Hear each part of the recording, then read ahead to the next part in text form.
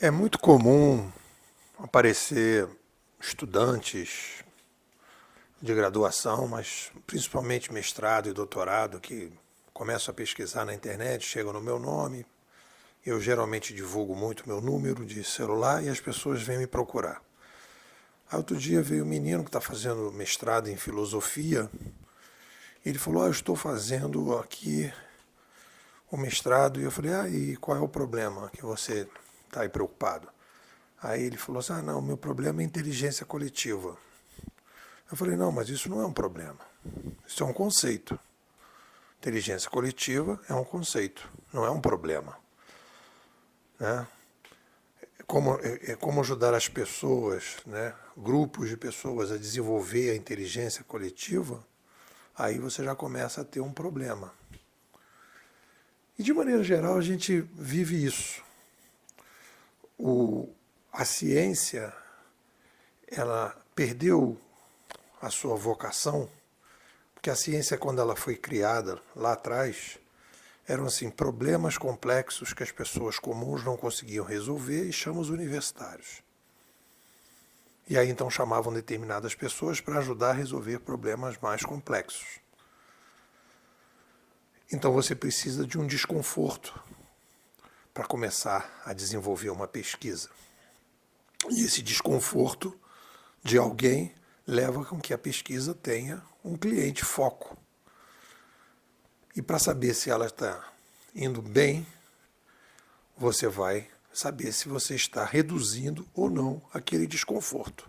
Isso é a ciência, é a base filosófica da ciência, a estrutura. Foi para isso que ela foi criada. Ela foi se perdendo no tempo, se burocratizando, e foi, em vez de resolver problemas da sociedade, muitas vezes ela está criando problemas para a sociedade.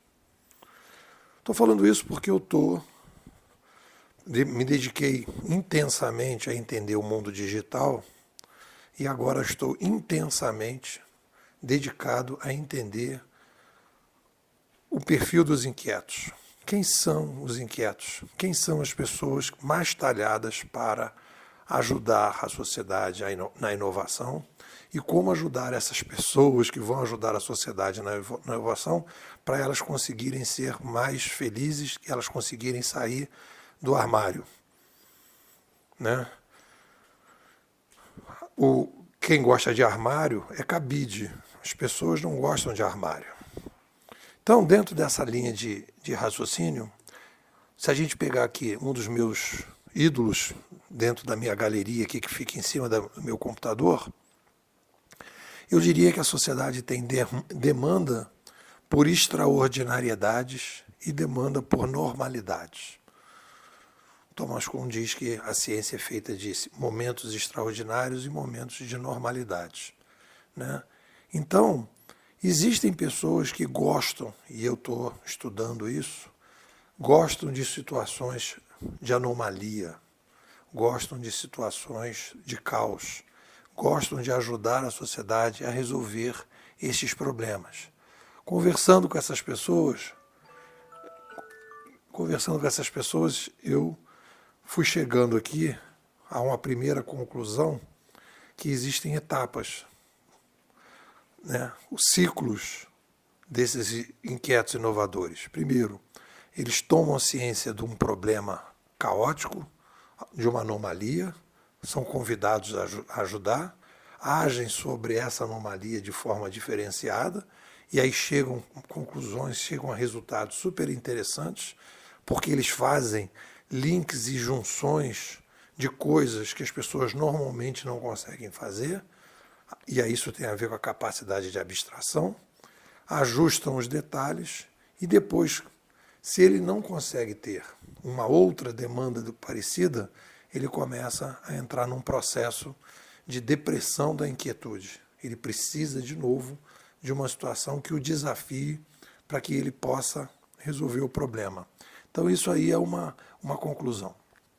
Dentro dessas mentorias que eu estou fazendo, o que está me chamando a atenção agora é que as pessoas têm duas mentalidades e eu começo a tentar ajudar os meus mentorandos na passagem de uma mentalidade que eu vou chamar de mentalidade operacional, quando você vende mais sua força de trabalho do que conceitos, para uma mentalidade conceitual, quando você vende mais conceitos do que força de trabalho. Eu acredito que esse tipo de demanda pode estar presente em qualquer fase, mas isso fica mais agudo, mais necessário por volta aí de 40, 50 anos. Vou abrir aspas aqui pelo Lenoir, quando ele diz assim: Carl Gustav Jung chama de processo de individuação que se realiza por volta dos 40 anos, quando fazemos o primeiro balanço de nossa existência. Ele fala em individuar, né? Individuar, eu acredito que seja começar a pensar sobre a vida de uma forma mais ampla, ter uma noção mais clara da finitude, traçar um projeto existencial e dentro dele começar a refletir sobre como se age e pensa. E aí eu acho que a gente tem que começar a desenvolver uma mentalidade conceitual. Essa mentalidade conceitual é começar a refletir sobre alguns aspectos que fazem com que você, por exemplo, você teve sucesso e fez várias coisas interessantes na sua vida. Aí você tem que se perguntar: o que eu fiz e faço diferente das outras pessoas? Por que você abordou aquele problema de uma maneira diferente? Qual é a filosofia diferenciada que fez com que você tivesse aquele resultado? Por que tende a dar mais certo? Quais são os cases que você teve sucesso, né? E quando deu errado, e por que deu errado, e quando deu certo, por que deu certo? Se você parar para pensar que a pessoa poderia desenvolver tudo isso, ela estaria contribuindo, porque o que acontece? Se ela tem uma forma diferenciada de resolver problemas, e ela começa a refletir sobre essa forma diferenciada, ela vai ajudar outras pessoas, né, que podem ser inquietos ou não, a pensar naqueles problemas de forma diferente. Então, numa situação similar, as pessoas iriam e tal. E na vida do inquieto, isso primeiro é um outro desafio, é uma outra anomalia que ele vai agora trabalhar, não é mais uma anomalia operacional, é uma anomalia conceitual, e aos poucos, conforme ele for avançando no tempo, ele vai se transformando, né? Ele vai deixando de vender trabalho, força de trabalho, horas de trabalho, e vai vender conceitos.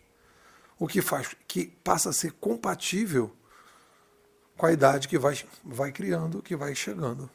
E aí ele passa a ter alunos, ele passa a dar workshops para fazer palestras, etc, etc.